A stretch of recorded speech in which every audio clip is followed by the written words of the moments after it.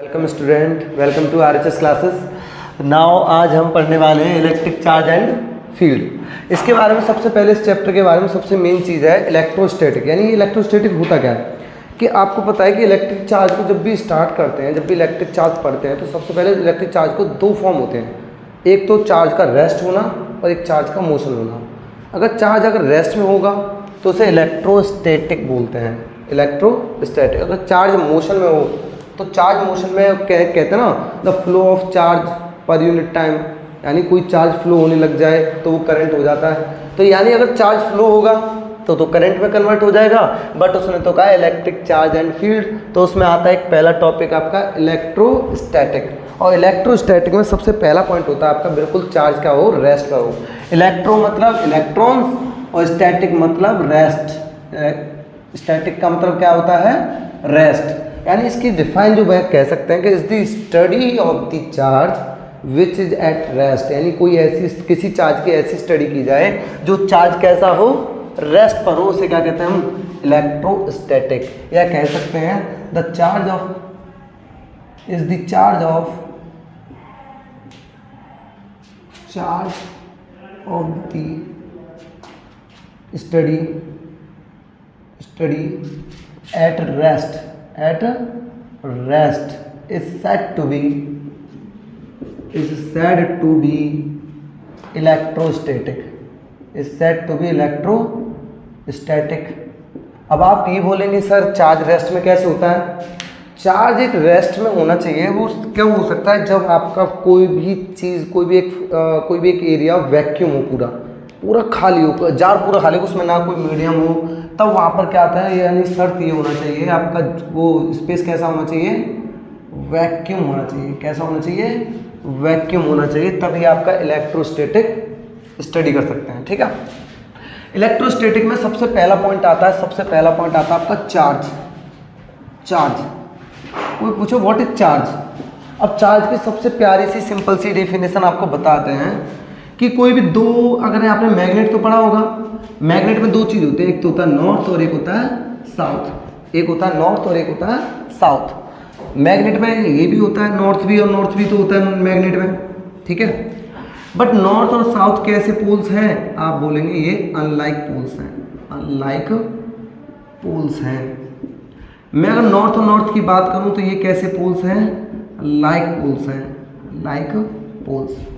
और भाई जब ये दोनों दोनों विपरीत हैं, दोनों अलग अलग हैं, जब दोनों अलग अलग होते हैं तो याद रखना इन दोनों में अट्रैक्शन होगा। क्या होगा? अट्रैक्शन होगा। अगर ये दोनों सेम है, लाइक पोल्स है, तो इनके बीच में क्या होगा? रिपल्सन होगा। रिपल्सन क्या होगा? रिपल्सन। याद रखना। तो चार्ज की डेफिनेशन बना सकते हैं कि द प्रॉपर्टी ऑफ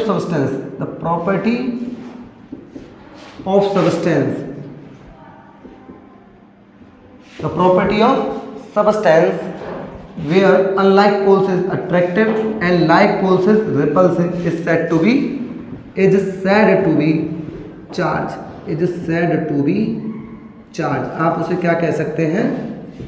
चार्ज कह सकते हैं। कोई दिक्कत यहाँ तक? ठीक है। मतलब कोई भी किसी भी मेटल की, कोई भी अगर मान लो ये मेटल है, ये कोई भी एक सब्सटेंस है, और इस सब्सटेंस में क्या हो कि इसकी कोई एक ऐसी प्रॉपर्टी कि इनमें कोई जो पार्टिकल यूज़ किए गए हैं उनमें जो इलेक्ट्रॉन्स हैं, अगर इलेक्ट्रॉन्स कैसे हुए? अनलाइक पोल के हो, तो उनके बीच में क्या होगा? अट्रैक्शन होगा। और उनके बीच में अगर पोल्स लाइक पोल्स हैं, एक जैसे हैं, तो उनके बीच में क्या होगा? रिपल्सन। सबसे मोस्ट इंपॉर्टेंट एक बात आती है, इसे रफ कर रहा हूँ मैं, तो इसके बाद एक मोस्ट इंपॉर्टेंट बात आती है, वो समझाता हूँ। देखें मोस्ट इंपॉर्टेंट बात क्या है यहाँ पे कि चार्ज हमेशा एप्लीकेबल होता है, या कह सकते हैं चार्ज इज ऑलवेज एप्लीकेबल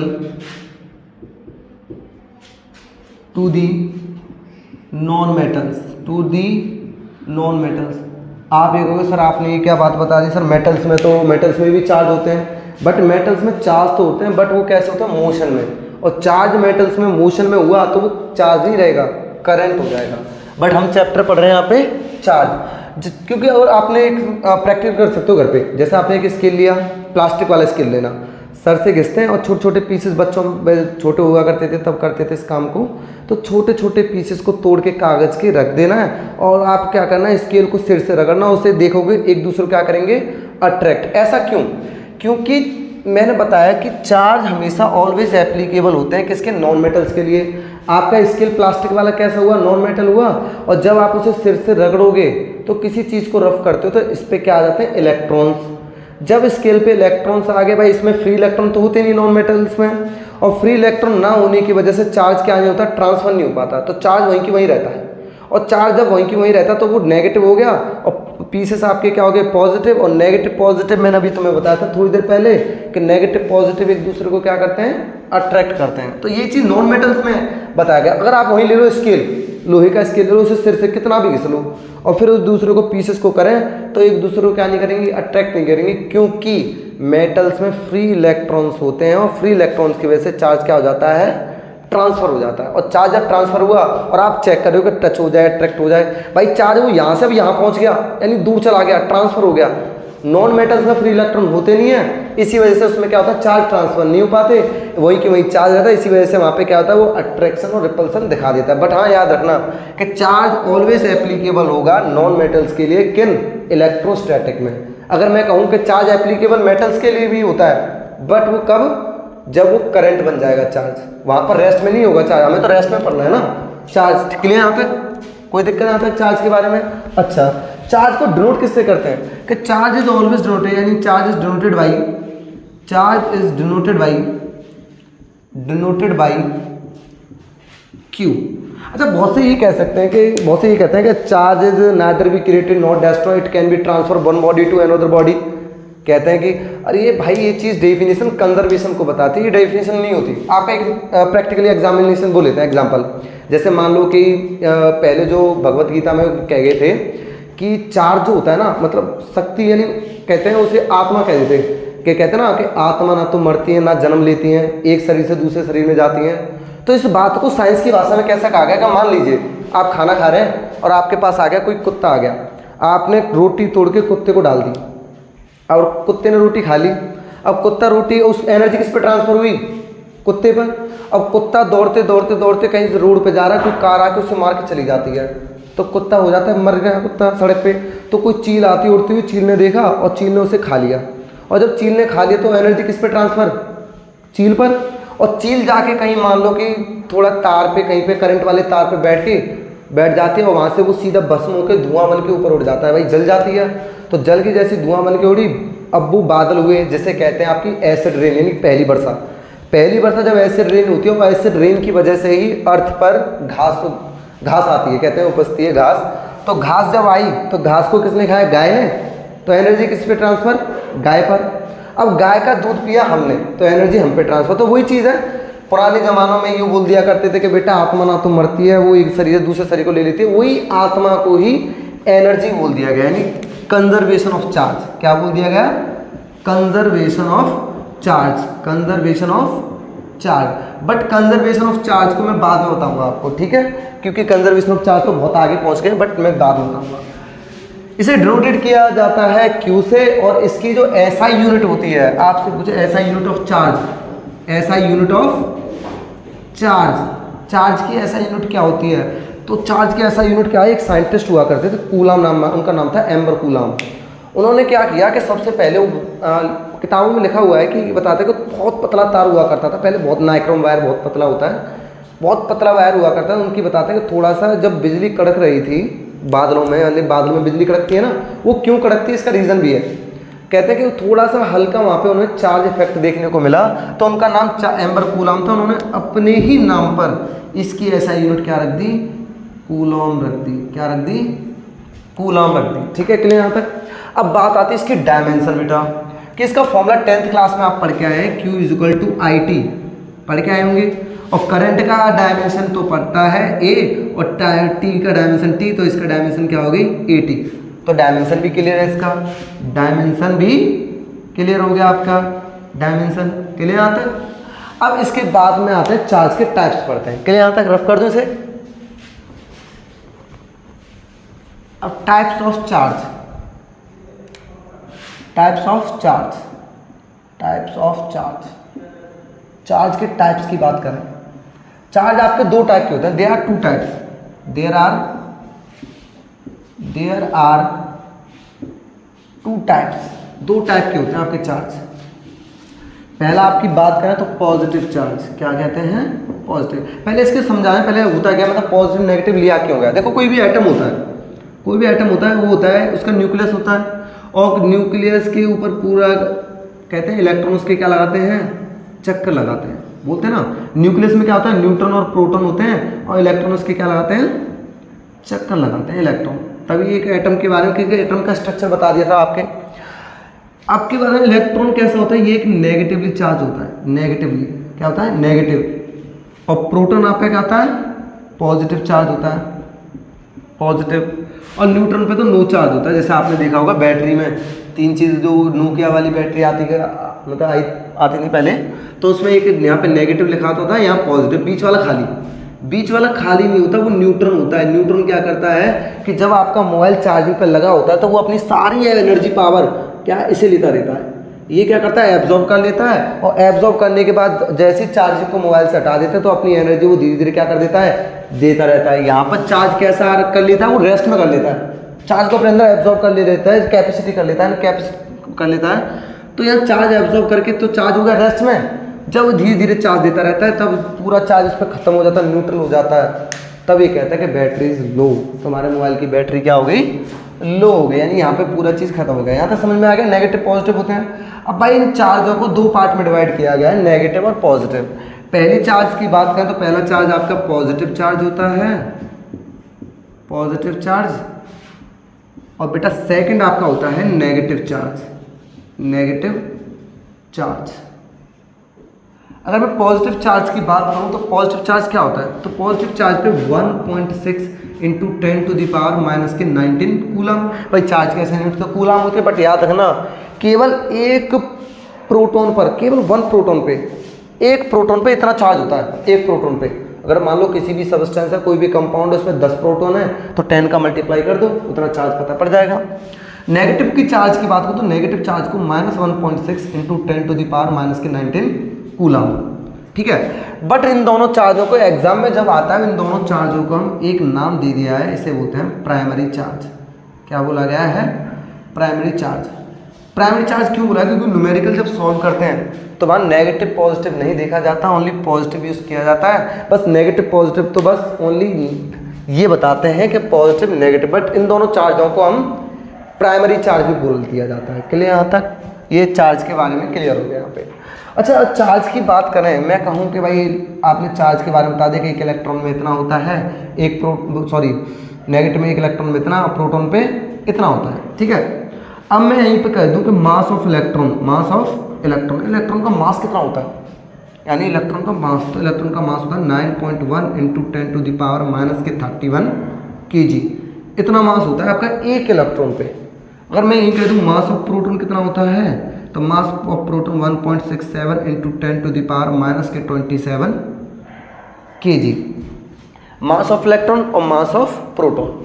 एक क्वेश्चन एमसीक्यू में बन सकता है कि आपसे 4 ऑप्शन दे देगा कि mass of electron is greater than mass of proton, second part mass of proton is greater than mass of electron, या ये कहे तीसरा पार्ट ये बोल दे कि mass of electron is equal to mass of proton, और फोर्थ कह दे कि mass of electron is equal to the mass of proton. इनमें से कौन सा सही है, तो याद रखना कि नेगेटिव पावर जितनी छोटी होगी, नेगेटिव पावर जितनी छोटी होगी वो उतना ही बड़ा हो, तो आंसर इसका ये है। ऐसे ऐसे क्वेश्चन थोड़े बहुत आ जाते हैं एग्जाम में। क्लियर यहाँ तक, ये हमने पढ़ लिया ओनली चार्ज के बारे में। याद रखना चार्ज हमेशा रेस्ट में रहेगा इसमें, और चार्ज रेस्ट में कब रहेगा, जब कोई चीज़ वहाँ का मीडियम कैसा हो, वैक्यूम हो पूरा, कोई ना एयर हो ना कोई वाटर, कोई भी मीडियम ना हो, मतलब ये है, तभी वहाँ पे जब वहाँ मीडियम नहीं होता तो चार्ज क्या नहीं करेगा, मोशन नहीं करेगा। चार्ज जहाँ मोशन नहीं करेगा तो स्टैटिक हुआ, स्टैटिक को हम क्या कहते हैं, रेस्ट, और जिसे पूरा मिला के कहते हैं हम इलेक्ट्रोस्टैटिक। और इलेक्ट्रो का मतलब इलेक्ट्रॉन, यानी चार्ज ही बोला जाता है। क्लियर यहाँ तक। अब इसके बाद आगे पढ़ते हैं, ठीक है।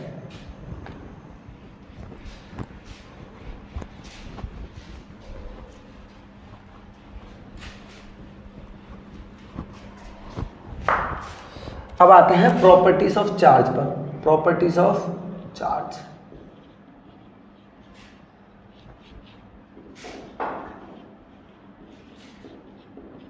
प्रॉपर्टीज ऑफ चार्ज,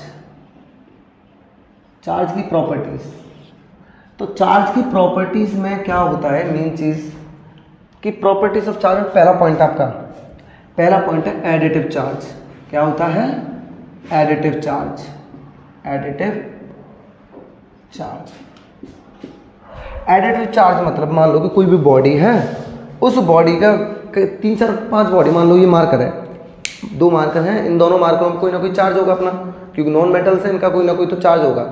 आपको बता दें अगर इलेक्ट्रॉन प्रोटॉन नहीं होते, अगर पॉजिटिव नेगेटिव चार्ज नहीं होते, तो एक दूसरे को क्या नहीं है, ये मार्कर जुड़ा नहीं होता, इसके पार्टिकल्स क्या होते हैं, बिखरे हुए होते, क्योंकि नेगेटिव पॉजिटिव क्या करते हैं, अट्रैक्ट। अरे ऐसा एग्जांपल कर भी सकते हो, जैसे बैलून है, बैलून को फुलाओ, सिर से रगड़ो और दीवार से चिपका दो, चिपक जाएगा, क्योंकि जो बैलून को आपने रफ किया है उस पर नेगेटिव ट्रांसफर हो गया है, पॉजिटिव आपकी दीवार और नेगेटिव पॉजिटिव क्या करती हैं, अट्रैक्ट, और एक साथ चिपक जाएगा। इसका प्रैक्टिकल भी हो सकता है, ठीक है। तो एडिटिव चार्ज की बात करूँ तो एडिटिव चार्ज मतलब बहुत सारे चार्जों को हम क्या कर सकते हैं, ऐड कर सकते हैं। क्या कर सकते हैं, ऐड। और चार्ज को ऐड करने पर ऐसा नहीं होता कि मान लो कि 3 बॉडी हैं, तीनों बॉडी, मान लो 2 बॉडीज हैं और दोनों बॉडी से इस पर 5 कूलम है, इस पर 5 कूलम है, दोनों को अगर ऐड करूँ तो 10 कूलम होगा, ऐसा तो नहीं कि 20 कूलम हो जाए। यानी एक पर्टिकुलर वे में एक कॉमन वैल्यू हुई होगी एडिड, सम ऑफ चार्ज, इसका कह सकते हैं sum of charge of the body, sum of charge of the body, body is called additive charge, is called additive charge. उसे हम क्या कह सकते हैं, एडिटिव चार्ज कह सकते हैं। मान लो कि 3 बॉडी हैं, कितनी बॉडी ले लूँ और मुझे एडिटिव लिखा है, इस पर 5 कूलम है, इस पर 5 कूलम है, इस पर 10 कूलम है, इस पर 10 कूलम है, तो टोटल कितना हो गया, 10 10 20 20 और 10 30 कूलम। ऐसा तो नहीं कि बॉडी को एक चार्जों को जोड़ने पर उनकी वैल्यू बढ़ जाए, मैग्नीट्यूड तो कभी नहीं बढ़ सकता, क्योंकि एडिटिव चार्ज ये कहता है कि only sum of charge of the body, किसी भी बॉडी का चार्ज का जो सम होता है उसे हम क्या कहते हैं, एडिटिव चार्ज कहते हैं। चलिए यहाँ तक। अच्छा, अब देखें बेटा इसका सेकंड प्रॉपर्टी देखिए। सेकंड प्रॉपर्टी जो होता है आपका, सेकंड प्रॉपर्टी जो होती है induction of charge, induction of charge.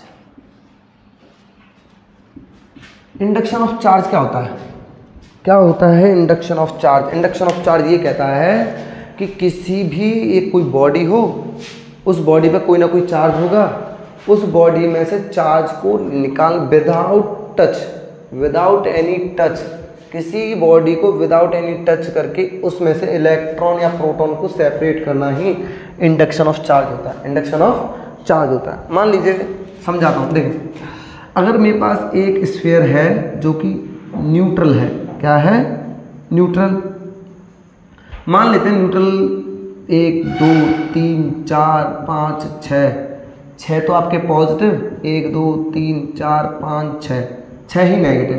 अच्छा 6 इलेक्ट्रॉन नेगेटिव हैं, 6 प्रोटॉन है, तो न्यूट्रल ही होगा स्फीयर।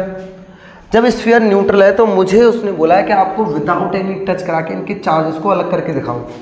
तो आपको क्या करोगे, अगले स्टेप में इस स्फीयर में आप क्या करोगे कि नेगेटिवली रॉड लोगे और नेगेटिवली, ध्यान रखना चार्ज रॉड जो होती है, रॉड वो नेगेटिवली होनी चाहिए। ये रॉड कैसी होनी चाहिए, नेगेटिवली होनी चाहिए। और जैसी नेगेटिव किसे अट्रैक्ट करेगा, पॉजिटिव को, और पॉजिटिव बाई सरफेस पे आ जाएगा, 1 2 3 4 5 6 पॉजिटिव सरफेस पे आ गया, नेगेटिव दूर भागेगा, नेगेटिव दूर भागेगा, और नेगेटिव दूर भाग गया, यानी पॉजिटिव को इसने अट्रैक्ट किया। जैसे इस नेगेटिव रॉड को इस स्फीयर के पास ले गया, इस स्फीयर के पास ले गया, तो इसने क्या किया कि नेगेटिव पॉजिटिव क्या करेंगे, एक दूसरे को अट्रैक्ट करेंगे, और नेगेटिव क्या करेगा, रिपेल करेगा। अगले स्टेप में मैंने क्या किया, इसमें इसे स्फीयर को मैंने क्या कर दिया, अर्थ से जोड़ दिया, अर्थ से जोड़ दिया। और जैसे ही अर्थ से जोड़ा तो इसमें जो नेगेटिव थे, नेगेटिव जो रॉड में जो नेगेटिव था, जो नेगेटिव चार्ज था, जो नेगेटिव है ना, ये वाले नेगेटिव, वो इस नेगेटिव अर्थ के थ्रू क्या हो गए, अर्थ में चले गए, बचा क्या यहाँ पे 1 2 3 4 5 6, ये आपका पॉजिटिव बचा। क्या बचा, पॉजिटिव। क्लियर यहाँ तक? तो यही कहते हैं कि without any touch any body, किसी भी बॉडी को बिना टच कराए चार्ज को क्या करना, ट्रांसफर करना ही आपका इंडक्शन ऑफ चार्ज होता है। इंडक्शन ऑफ चार्ज होता है। क्लियर यहाँ तक?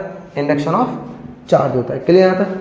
अच्छा, एक और चीज़ इसमें मेन बात क्या है कि आपने देखा घर में हम अर्थ लगाते हैं, पहले लगाया करते हैं, अब तो खैर अर्थ की ज़रूरत नहीं पड़ती, पहले लगाया करते थे अर्थ। वो इस वजह से लगाया करते थे क्योंकि जितना आपका इलेक्ट्रॉन आता था, यानी फेज कहते हैं ना, मेन फेज और अर्थ, मेन और अर्थ कहते थे दोनों चीज़, जितना आपका मेन आया करता था उतना ही अर्थ हुआ करता था। उन दोनों सिचुएशन में वो न्यूट्रल हुआ जाए, मतलब न्यूट्रल हो जाया करता था।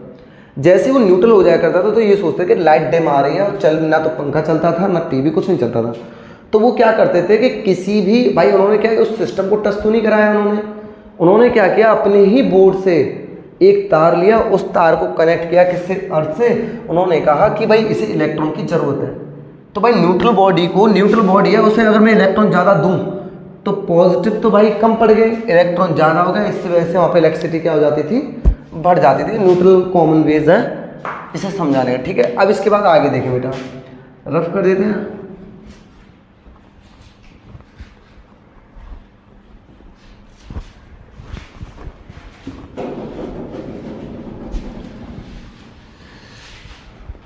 इसके बाद आपके देखिए चार्ज। अच्छा, चार्ज के बारे में एक चीज़ तो बताना भूल ही गया मैं कि चार्ज कैसी क्वांटिटी होती है, कि चार्ज आपकी कैसी क्वांटिटी होती है, स्केलर क्वांटिटी होती है। Charge is a scalar quantity, scalar.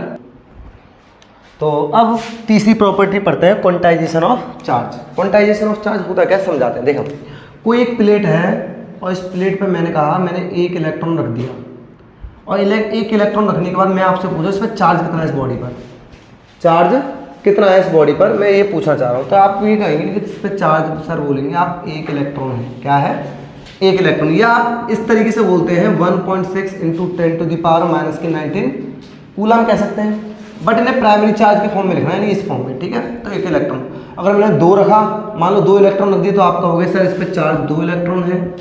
मैंने 3 रखा तो आप कहोगे सर इस पर चार्ज 3 इलेक्ट्रॉन है। ऐसे मैंने बहुत सारे चार्ज रखे, मैंने लास्ट में क्या रख दिया, n इलेक्ट्रॉन रख दिया। तो यहाँ पर Q जो मैं चार्ज पूछूँ तब मेरा इलेक्ट्रॉन कितना होगा, charge Q = n।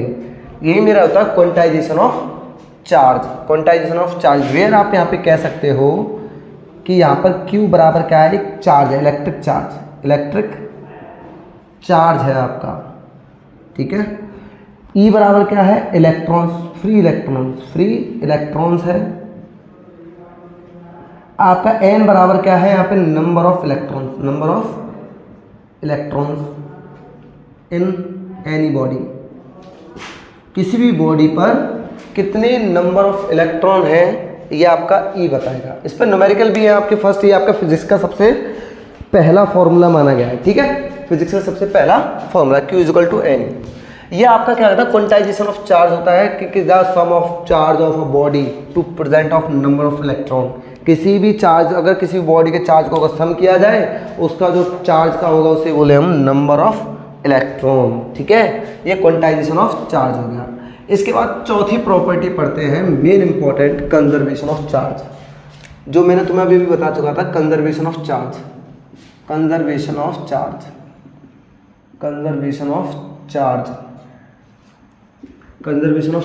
Conservation of charge होता क्या है, समझाते हैं। देखो, अभी भी बताया था, ना तो कोई जन्म लेती है ना मरती है, एक शरीर से दूसरे शरीर में चली जाती है, कंजर्वेशन होता है। एनर्जी भी कंजर्वेशन है, energy neither be created not destroyed, can be transfer one body to another body. इसे भी आप कह सकते हैं कंजर्वेशन ऑफ चार्ज को कि charge is neither be created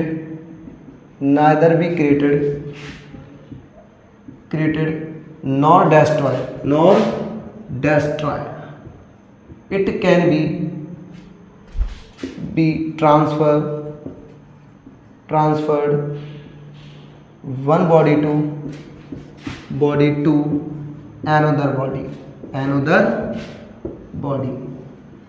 ठीक है, मतलब चार्ज को ना तो हम नष्ट कर सकते हैं, ना तो बना सकते हैं, ना ही नष्ट कर सकते हैं। इसे एक शरीर से दूसरे शरीर में, जैसे मान लो आप अपनी हथेलियों को रफ करो तो रफ करते तो इसमें चार्ज आ जाता है और इसी में क्या होता है, इसी बॉडी में चले जाते हैं।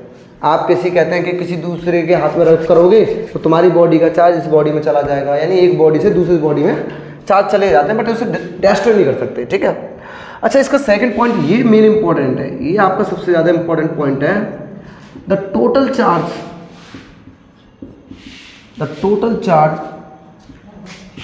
Of any body remain constant. मतलब कहने की बात ये है कि किसी बॉडी को वो चार्ज को ऐड किया जाए, जैसे मान लो, समझाता हूँ, कोई 3 चार्ज हैं और इन्हें जोड़कर फिर इन्हें अलग किया गया है, ये 10 है, ये 20 है, ये 30 है, कूलाम। यहाँ 5 कूलाम, यहाँ 20 कूलाम। तो मैं पूछूँ इस बॉडी पे कितना चार्ज होगा? तो यही आपका क्या होता है कि कंजर्वेशन ऑफ चार्ज ये कहता है कि अगर किसी बॉडी का टोटल चार्ज होगा, total charge of any body, किसी भी बॉडी का टोटल जो चार्ज होगा, ऐड करो 30, 20 और ये 60 कूलम, फिर उसे मिला के अगर सेपरेट किया है तो इसका चार्ज भी क्या होना चाहिए? 60। भाई ऐसा तो नहीं कि मिला के चार्ज को एक साथ मिला लो और 60 हो गया, फिर बाद में देखा थोड़ी देर बाद 60 की जगह 120 हो गया। ऐसा तो नहीं होगा कि चार्ज को चाहे आप जोड़ लो चाहे उन्हें बाद में सेपरेट करो, चार्ज वहीं की वहीं रहेगा। 25 तो ये हो गए, 60 में से 25 गए तो कितना बचा? 35। इस बॉडी पर कितना चार्ज होगा? 35 चार्ज होगा। तो यही कहता है कि किसी भी बॉडी का अगर टोटल चार्ज किया जाए फिर उन्हें बाद में सेपरेट किया जाए, वो कांस्टेंट रहेगा। ये नहीं कि आपका 30 और 60 कूलम चार्ज भी बदल जाए, ठीक है। क्लियर यहाँ तक? अब इसके बाद पढ़ते हैं आपकी प्रॉपर्टीज़ तो होती है यहीं पर, दी एंड प्रॉपर्टीज़ के बारे में। ये तो हो गया पूरा चार्ज का प्रॉपर्टीज़, ठीक है। अच्छा, एक मेन इंपॉर्टेंट बात, बच्चे बहुत कंफ्यूज होते हैं कि जो मास होता है ना, मास और एक कहते हैं चार्ज के बारे में कहानी, इन दोनों का रिलेशन बड़ा प्रॉब्लम देता है बच्चों को। देखो कि मास के अंदर चार्ज होना स्वाभाविक है, यानी कह सकते हैं कि हर एक मास के अंदर चार्ज होता है। मान लो ये मास है, इसके अंदर चार्ज है, चार्ज होने की वजह से ये जुड़ा है। मैं बॉडी हूँ, मेरा भी एक मास है, मेरे अंदर भी चार्ज, यानी जितने भी ऑल ओवर जितना भी मास है उसके अंदर क्या होता है? चार्ज होता है। और यानी जितने भी मासेस होंगे उनके अंदर क्या होगा? चार्ज होगा। बट ये कहना गलत है कि एवरी चार्ज हैविंग मास, उन चार्ज के पास, सभी चार्ज के पास मास होना, ये कहना गलत है। क्योंकि देखो मान लो चार्ज को क्या आपने देखा है? जब चार्ज को आपने देखा नहीं तो आप उसे मास कैसे कह सकते हो? भाई चार्ज, जैसे चार्ज को देखा ना हो आप उसे मास कैसे कह सकते हो? आप ये बोलोगे नहीं हमने महसूस किया है, तो महसूस कर सकते बट उसके अंदर मास नहीं कह सकते। मास के अंदर चार्ज होता है, ये बात सही है, बट चार्ज के अंदर क्या नहीं होता? मास नहीं होता, ये कहना गलत है। ओके, ये चीज़। अच्छा, चार्ज कैसी क्वांटिटी है? चार्ज कैसी क्वांटिटी है? Charge is a scalar quantity. अच्छा, एक चीज़ और मैं बता रहा हूँ कि सबसे बड़ी दिक्कत है, क्वांटिटी में प्रॉब्लम आती है बच्चों को। तो क्वांटिटी होती क्या है? तो क्वांटिटी, सबसे पहले मैं क्वांटिटी के क्लियर कर देता हूँ क्वांटिटी में, तो उस चीज़ को समझें। देख, अगर एक ट्रिक है इसके लिए, आपको सारी चीज़ क्लियर हो जाएंगी। उसका दाल MSc से आता है, उसका दाल MSc से आता है। ऊ मतलब होता है ऊर्जा यानी एनर्जी, ऊष्मा, हीट, जो भी आपकी एनर्जी यानी ऊर्जा, जो भी एनर्जी हीट होगी, ठीक है। एस मतलब होता है समय यानी टाइम कह सकते हो, समय टाइम होता है। कार्य मतलब वर्क, दा से मतलब दाब यानी प्रेशर, ला से मतलब लंबाई यानी लेंथ बेटा, मास से मतलब मास, एस से मतलब होता है आपका स्पीड, सी से मतलब होता है आपका करंट, से कुछ होता नहीं है, आ से मतलब आवेश, हिंदी में आवेश कहते हैं बट इसे इंग्लिश में चार्ज बोल दिया जाता है, आवेश को चार्ज। और ता से मतलब तापमान, जिसे हम कहते हैं टेम्परेचर। क्लियर यहाँ तक? तो ये सारी चीज़ें जितनी वे हैं इन सभी को हम बोल देते हैं स्केलर क्वांटिटी। और इन्हें छोड़कर कोई भी है सारी वेक्टर, यानी ये सारी चीज़ें आपकी कैसी क्वांटिटी होती है? स्केलर होती हैं, इन्हें छोड़कर कुछ भी आए वो सभी क्या होंगी, वेक्टर क्वांटिटी होती है। इसे नोट डाउन कर लीजिए।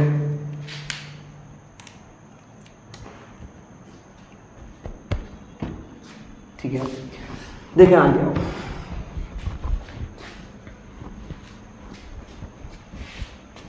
इसके बाद आगे अब आते हैं सबसे पहला टॉपिक। अब चार्ज तो हो गया खत्म, चार्ज के बारे में सब कुछ पढ़ लिया हमने, चार्ज की कोई भी चीज़ प्रॉब्लम नहीं हुई। अब उसके बाद आता था कूलम्ब्स लॉ। कूलम्ब्स लॉ सबसे ज़्यादा पूछा जाने वाला क्वेश्चन, कूलम्ब्स लॉ। तो कूलम्ब्स लॉ होता क्या है तो समझें। कूलम्ब्स लॉ के लिए सबसे पहले दो चीज़ समझें। देखें, दो चार्ज होते हैं आपके, एक तो होता है नेगेटिव क्यू और एक होता है पॉजिटिव क्यू। ठीक है, मैं कहूँ इसके अंदर इलेक्ट्रिक फील्ड लाइन्स, जैसे मैग्नेट में मैग्नेटिक फील्ड लाइन्स निकलती हैं, ऐसी चार्ज के अंदर इलेक्ट्रिक फील्ड लाइन्स निकलती हैं। अब इलेक्ट्रिक फील्ड लाइन्स होती हैं, अगर प्लस से दूर की तरफ जा रही हैं, प्लस से दूर की तरफ जा रही हैं, तो वो आपकी क्या है, इलेक्ट्रिक फील्ड लाइन्स।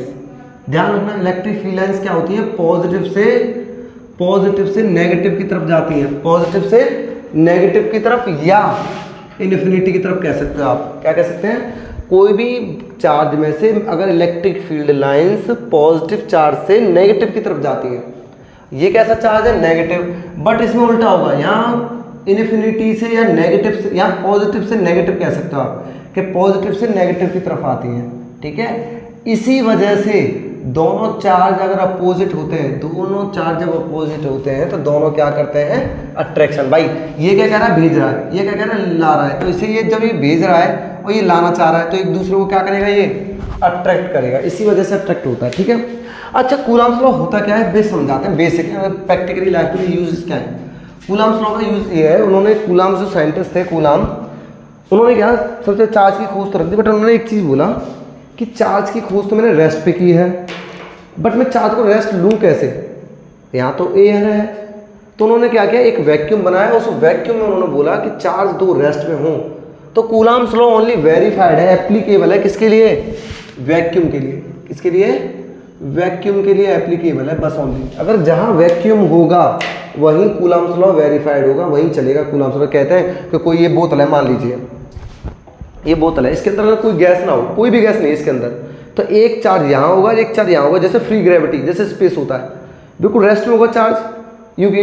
फिर इन उन चार्जों के बीच में फोर्स बताया गया है, कूलम्ब्स लॉ ने फोर्स बताया कि दो रेस्ट चार्ज होंगे और दोनों रेस्ट चार्ज के बीच में फोर्स कितना होगा। हालांकि इससे पहले, सबसे पहले उन्होंने क्या नाम है उनका, ग्रेविटेशन, न्यूटन ने एक चीज़ प्रूफ की थी, F = G m1m2/r²। ग्रेविटेशनल ने, ये न्यूटन ने ये चीज़ किया था, न्यूटन ने बताया था कि कोई भी अगर दो मासेस होंगे, दो मास अगर रेस्ट में होंगे, तो उन दोनों के बीच में फोर्स ऑफ अट्रैक्शन बहुत कम होगा, बहुत कम होगा। उन्होंने ये बताया था कि जब कोई दो मास होंगे, मान लो जैसे अर्थ और सन है, अर्थ और सन है ना, अर्थ और सन मान लो, उन अर्थ और सन के बीच में क्या फोर्स ऑफ अट्रैक्शन बहुत कम है, अगर, क्योंकि वो रेस्ट में तो है नहीं है, मोशन में। जब मोशन में दो मास जब मोशन में होंगे तो उनके बीच में फोर्स ऑफ अट्रैक्शन बहुत कम होता है। जब फोर्स ऑफ अट्रैक्शन कम है तो इसी वजह से वो अपने एक्सिस पे घूम रहा है अर्थ। उन्होंने, न्यूटन ने ये बात बोल दी थी, बट कूलम्ब्स ने इसे इसी का नकल करके उन्होंने ये बोल दिया कि अगर दो मासेस जब रेस्ट पे होंगे तो इनके बीच में फोर्स ऑफ अट्रैक्शन होगा, लगेगा, बट कितना होगा उसे निकालने के लिए। बट हाँ, न्यूटन ने ये भी बोला था कि किन्हीं दो मासों के बीच में अगर फोर्स ऑफ अट्रैक्शन, अगर बॉडी रेस्ट में होती, बॉडी जब रेस्ट में होती तो उनमें फोर्स ऑफ अट्रैक्शन ज़्यादा होता, क्योंकि जब अगर मान लो सन और अर्थ, अगर सन रेस्ट में होती, अगर एक्सिस पे घूम नहीं रही होती, तो वो क्या करता कि सन को अपनी तरफ खींच लेता पूरा, क्योंकि फोर्स ऑफ अट्रैक्शन ज़्यादा होता। क्योंकि मैं तुम्हें बता चुका हूँ कि जब दो मासेस के बीच में अगर रेस्ट में, दो मास रेस्ट में, तो फोर्स ऑफ अट्रैक्शन ज़्यादा है, और जब दो मासेस अगर मोशन में है तो उनके फोर्स ऑफ अट्रैक्शन कम है। बेटा क्लियर यहाँ तक? तो इसी की इन्होंने कूलम्ब्स लॉ ने नकल की। उन्होंने बोल दिया कि किन्हीं दो पॉइंट, कोई दो पॉइंट हैं, दो चार्जेस हैं, कोई भी दो चार्जेस हैं, एक पर प्लस क्यू है और एक पर माइनस क्यू है, और जिसकी डिस्टेंस क्या ली गई है, आर ले ली गई है। इसे पॉइंट ए कह दिया गया है, इसे पॉइंट बी कह दिया गया है। ठीक है, इसके बारे में लिखेंगे कैसे, इसके बारे में बोलना क्या है कि लेट बी कंसीडर, मान लेते हैं इसके बारे में थोड़ा सा समझें, थोड़ा सा ये है कि जगह नहीं बचेगी, थोड़ा ऊपर लिखते रहूँगा।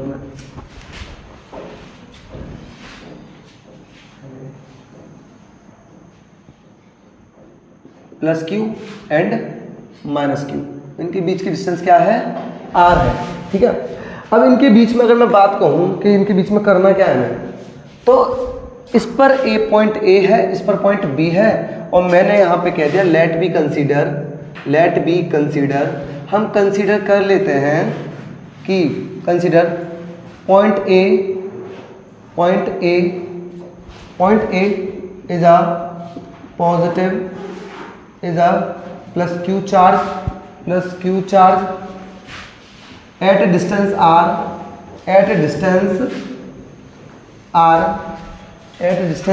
r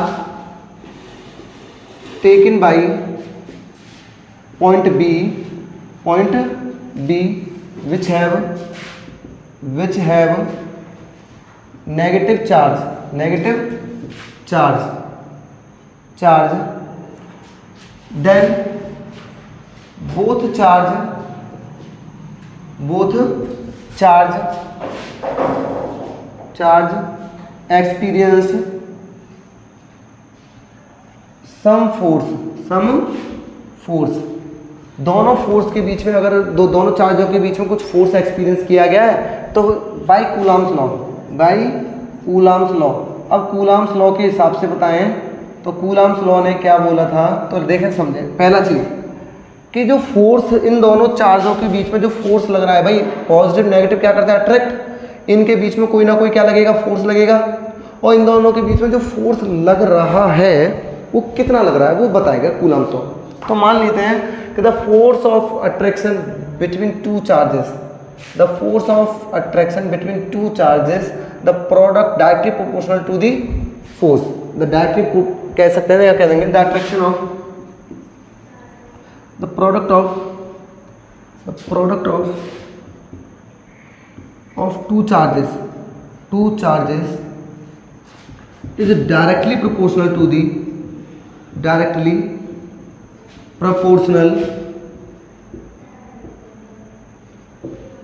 force।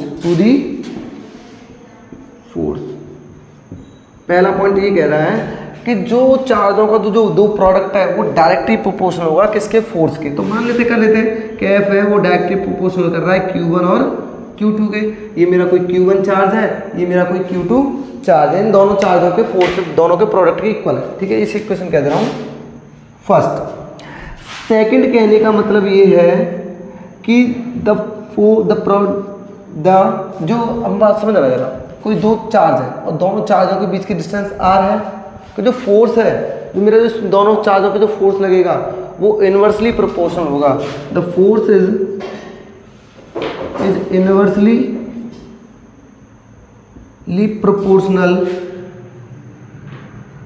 proportional to the square of the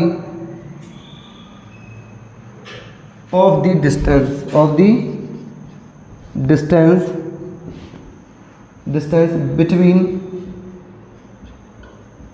two charges, दो चार्जेस के बीच में जो फोर्स लग रहा है मेरा वो, अब तुम ये कहोगे कि सर ये इनवर्सली का साइन भी एक जैसा ही होता है और डायरेक्टली का भी साइन भी एक जैसा होता है, ऐसा क्यों? अगर सामने हो तो डायरेक्टली प्रोपोर्शनल बोलते हैं, अगर अपॉन में हो तो उसे इनवर्सली प्रोपोर्शनल बोलते हैं। क्लियर यहाँ तक? अब यहाँ पे इक्वेशंस, अगर इक्वेशन फर्स्ट और सेकंड को सॉल्व करें तो solve equation first and second. जब फर्स्ट और सेकंड को जब मैं सॉल्व करूंगा तो यहाँ पर मुझे एक देखने को मिलेगा कि ये दोनों जब एक जैसे हैं तो एक जैसे का एक जैसा, और Q1 Q2 वैसे मल्टीप्लाई कर दें तो Q1 Q2 का जब मल्टीप्लाई करेंगे तो Q1 Q2 अपॉन r²। ठीक है, इतना आने के बाद थोड़ा सा ऊपर का रफ कर दें, उतारो, जो नोट डाउन करना है जिन्हें नोट डाउन कर लीजिए, फिर समझाता हूँ यहाँ पर।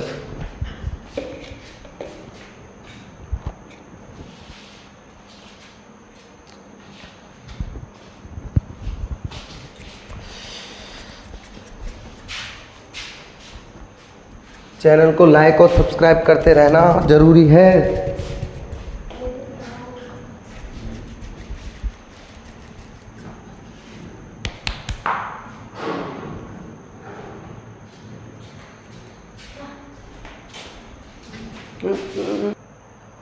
उतार लिए सभी ने। अब यहाँ से आगे करते हैं, थोड़ा सा एरेज कर दे रहा हूँ क्योंकि नीचे दिखाई नहीं दे रहा कुछ भी, तो कर देते नीचे। अच्छा नीचे जगह है अच्छी, तो इसे करते हैं आगे, ठीक है। जब ये साइन हटता है, जब ये साइन हटता है तो क्या आ जाता है यहाँ पे बेटा, कांस्टेंट आ जाता है, कोई कांस्टेंट होता है Q1 Q2 upon R square. और जैसे ही कांस्टेंट आ गया, जैसे ही कांस्टेंट आ गया, मान लो दिखाई नहीं दे रहा होगा, यहाँ पे दिखे समझे, यहाँ एफ जब ये साइन हटता है तो यहाँ पे कोई कांस्टेंट आ जाता है कि Q1 Q2 upon R square, ठीक है। यहाँ तक के Q1 Q2 upon R square हो गया। यहाँ पर ये चीज़ तो भाई प्रूफ हो गई। और के की वैल्यू याद रखना, के की वैल्यू होती है 1/4 pi epsilon naught Q1 Q2 upon R square, ठीक है। अच्छा एक और चीज़ यहाँ पर कि इसकी ऐसा यूनिट तो न्यूटन होती है, फोर्स की ऐसा यूनिट क्या होता है, न्यूटन, ये तो नॉर्मली पता है, ठीक है। बट यहाँ पर याद रखना के क्या है, एक कांस्टेंट है, क्या है, कूलाम कांस्टेंट कहते हैं, कूलाम कांस्टेंट कहते हैं इसे, क्या कहते हैं, कूलाम कांस्टेंट, कूलाम कांस्टेंट कहते हैं के की वैल्यू को, ठीक है। तो के की वैल्यू ये होती है 1/4 पाई एप्सिलॉन नॉट। बट याद रखना कि 1/4 pi epsilon not is equal to, इसकी वैल्यू होती है 9 × 10⁹, 9 × 10⁹, ये इसकी वैल्यू है किसकी, 1/4 pi epsilon not constant value की, ठीक है। अच्छा देखो जरा एक चीज़, देखो जरा देखने की बात आ रही है कि ये फॉर्मूला देखो बिल्कुल इसी की तरह बन गया। देखो एफ का एफ, जी यहाँ पे ग्रेविटेशनल फोर्स है, यहाँ पे कूलाम कांस्टेंट उसने अपना ले लिया, कूलाम कांस्टेंट। और Q1 Q2 की जगह जहाँ मास लिए थे उसने, हमने यहाँ मास की जगह क्या ले लिए, चार्ज लिए थे। और डिस्टेंस आर स्क्वायर है ना, same to same gravitational formula पूरा न्यूटन का। और उसी ने अपने ही नाम पे उसने उसका सम्मान देने के लिए उसने कहा कि सर ये तो न्यूटन ने दिया है, इसका भी नाम क्या दे, ऐसा यूनिट क्या दे दूँ, न्यूटन दे दूँ। क्लियर। न्यूटन भी बहुत, कूलाम भी बहुत चालू था, उसने नकल किया, थोड़ा सा उसका भी ख्याल रखा उसने, ठीक है। वो ये नहीं चाहता था कि दूसरा भी गुस्सा हो जाए कि भाई मेरी नकल क्यों की, तो उसने उसका भी ध्यान रखा। अब बात आती है इसकी भाई यूनिट की बात, किसकी बात आती है, हमने ये चीज़ प्रूफ की है 1/4 pi epsilon naught Q1 Q2 upon R square, ये चीज़ प्रूफ की है भाई हमने। बात आती है कि मुझे निकालनी है एप्सिलॉन नॉट की वैल्यू। अब बात आती है वेयर, इसमें है क्या चीज़, कौन कौन सी क्या चीज़ है, तो F बराबर फोर्स है, फोर्स है आपका, F बराबर क्या है आपका, फोर्स है। और यहाँ पर Q क्या है आपके, चार्ज है, Q क्या है आपके, चार्ज है।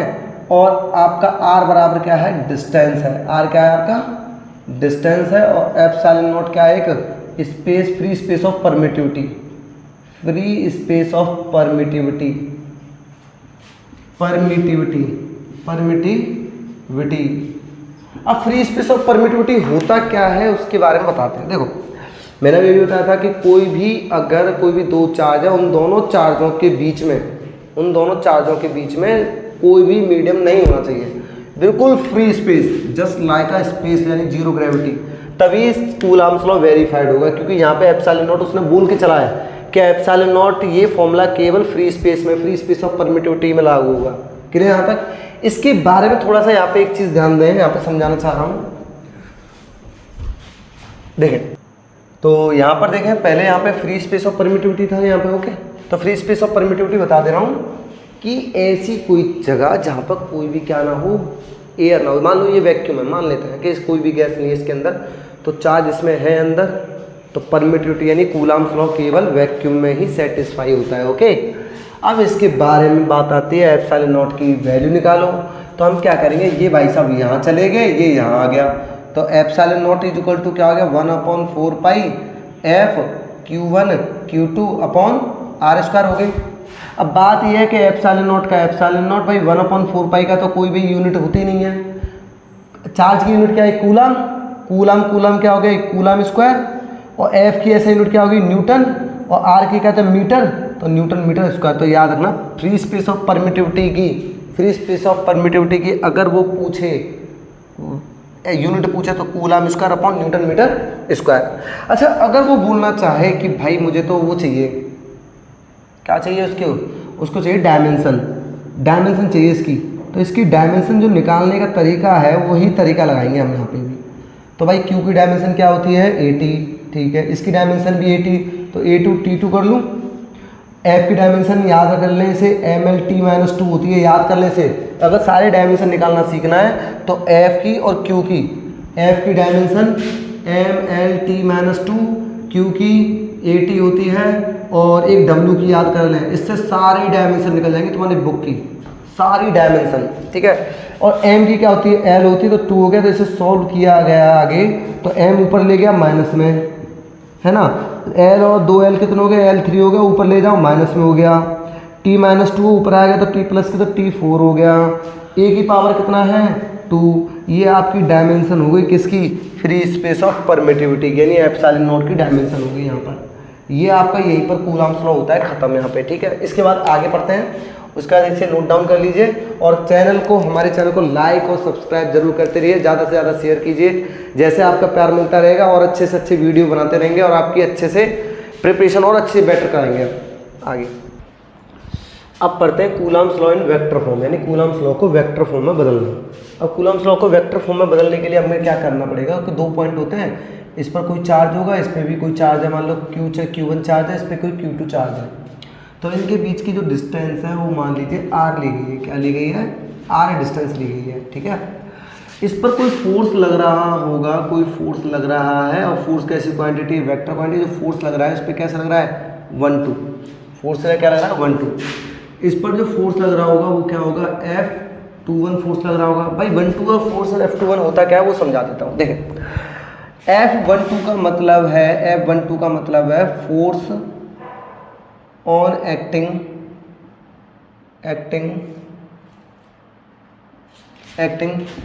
Q1 ड्यू टू Q2, मतलब ये है कि जो Q2 चार्ज है, ये जो चार्ज है इस पर कितना फोर्स, इस चार्ज पर कितना फोर्स लगा रहा है, इस चार्ज पर कितना फोर्स लगा है कि खिसक रहा है, ठीक है।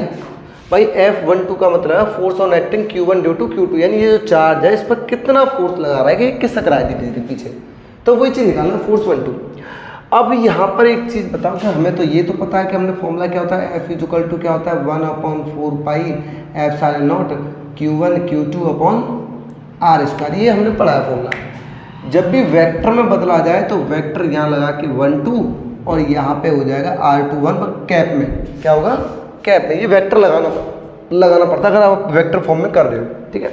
Now we know that, now we have, हम जानते हैं एक और फॉर्मूला जानते हैं कि R vector 21 is equal to, formula होता है vector R cap 21 is equal to R vector 21 upon R होता है। तो इसकी जगह इस फॉर्मूले को पुट कर दो, पुट इन इक्वेशन फर्स्ट, जैसे ही फर्स्ट में रखूंगा तो force 1 2 is equal to 1/4 pi epsilon naught Q1 Q2 upon, जैसे ही यहाँ पे R² तो है और यहाँ पर वेक्टर R21 अपॉन R, इसका इससे मल्टीप्लाई हुआ तो F12 is equal to 1/4 pi epsilon naught Q1 Q2 upon R³ और R21 वेक्टर, ये हो गया आपका क्या है फोर्स 1 2।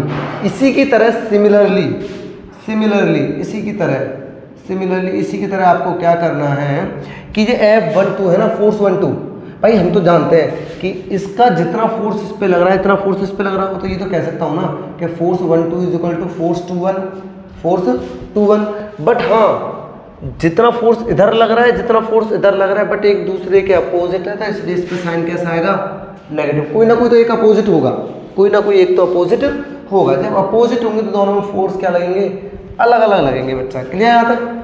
अब जब फोर्स मैंने 1 2 निकाल दिया तो आप 1 2 1 भी निकाल लो, तो जहाँ पे 1 2 रखा है इसी जगह यहाँ पे 2 1 रख दो, is equal to 1/4 pi epsilon naught Q1 Q2 upon R² है और R कैप की जगह यहाँ 1 2 आ जाएगा उल्टा, और यहाँ पे नाउ वी हैव हम जानते हैं कि हमें एक चीज़ दे रखी है, क्या दे रखा है कि R12 कैप जो है वो R12 वेक्टर अपॉन R के बराबर होता है। ये वेक्टर फॉर्मूला है, ये आपका वेक्टर फॉर्मूला है, इसमें रख दें F21 vector is equal to 1/4 pi epsilon naught और Q1 Q2 अपॉन R² और इसकी जगह R vector 1 2 upon R। F21 vector is equal to 1/4 pi epsilon naught Q1 Q2 और R12 वेक्टर अपॉन R³। तो दोनों के देखो फोर्स एक जैसे हैं बट दोनों फोर्स क्या हैं, बट न लगेंगे this this force is equal but act in opposite direction, ये अपोजिट डायरेक्शन में एक्ट करते हैं। क्या कर रहे हैं? अपोजिट डायरेक्शन में एक्ट कर रहे हैं। तो इसी वजह से ये हो गया आपका क्या? Coulomb's law in vector form. But बेटा यहाँ रेंज की बात आता है, रेंज बताने के लिए। तो यहाँ पर रेंज बताने के लिए आपको रेंज बताएंगे। फिलहाल तो आप इसे नोट कर लो अच्छे से अपनी कॉपी में, और इसके बारे में बताते रहेंगे। बट हाँ बच्चा, एक बात याद रखें कि RHS क्लासेस में आपका इस तरीके से यहाँ पे बच्चों को क्या किया जाता है, जैसे बच्चे पढ़ रहे हैं, 12th में आए बच्चे, तो 12th में बच्चों को क्या किया जाता है, यहाँ पे बच्चों को रखा जाता है, बच्चों को और अच्छे से प्रिपेयर किया जाता है, और बच्चों के बारे में ये भी वो बता दिया जाता है, मतलब बच्चों को एक तरह से वेल एजुकेटेड, उन्हें परसेंट बनाने की गारंटी हमारी अच्छी। बच्चे को अच्छा जब पढ़ेगा अच्छा बच्चा, तो परसेंट तो जाहिर सी बात है खुद अच्छे से आएंगे। ठीक है, यहाँ पढ़ाने के लिए हम यहाँ रात में बच्चों को रख भी सकते हैं, और हॉस्टल प्रोवाइडेड भी है, हॉस्टल टाइप का यहाँ पे रात को रख के बच्चों को पढ़ाते भी हैं, अच्छे से प्रिपरेशन कराते हैं। बट कंसेप्ट अच्छे होने चाहिए। ठीक है, सारी चीज़ें क्लियर होता ही है। और चैनल को लाइक और सब्सक्राइब करते रहिए, जितना आप चैनल को प्यार देंगे हम उतना ही आगे बढ़ते रहेंगे। ठीक है बच्चों,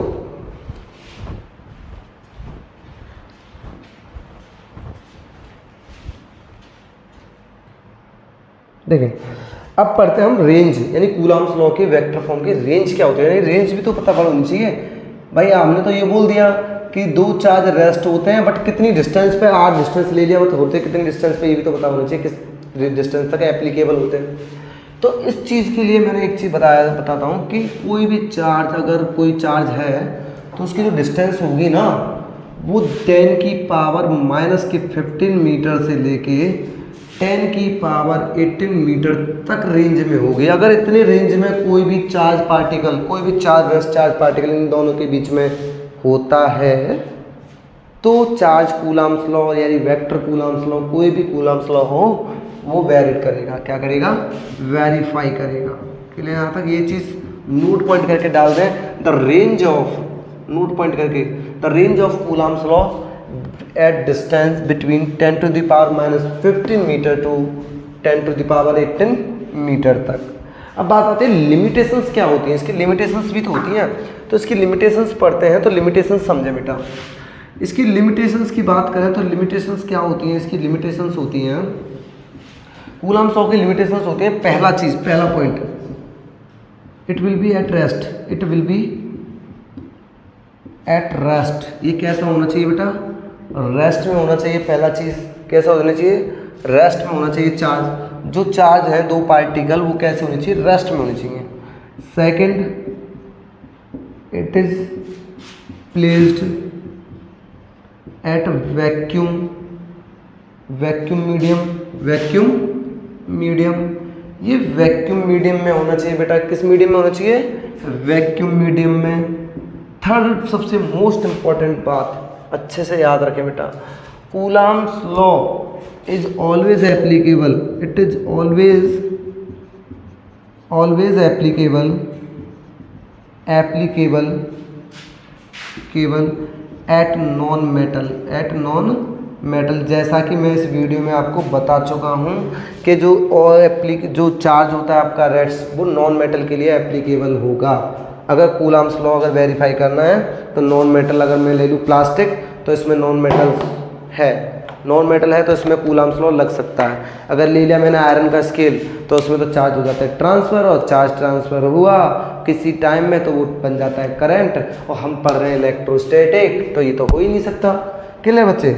यहाँ तो कोई डाउट कैसा भी, और डाउट हो तो कमेंट सेक्शन में लिख देना बेटा, वो आपको और अच्छे से क्लियर कर देंगे। ठीक है, ये चीज़ आपका हुआ क्या? At vacuum medium is always applicable at non metal. यहाँ इसके बारे में ये आपको होता है यहाँ पे फिनिश। ठीक है, इसके बारे में अब आगे पढ़ते हैं, थोड़ा सा आगे करते हैं। अब इस टॉपिक को यहीं एंड करते हैं। ये पूरा यहाँ पे टॉपिक ये हो गया ख़त्म। तो कल हम वीडियो लेके आएंगे इलेक्ट्रिक फील्ड और superposition of principle of charges. तो यहाँ पर जो NCERT में सिलेबस में 2022 में जो आ रहा है वो सिलेबस कराया जा रहा है, और बाकी का जो रह गया है बाकी वो कल आपकी वीडियो में। और हाँ, चैनल को लाइक और सब्सक्राइब करना ना भूलें। ठीक है, ओके।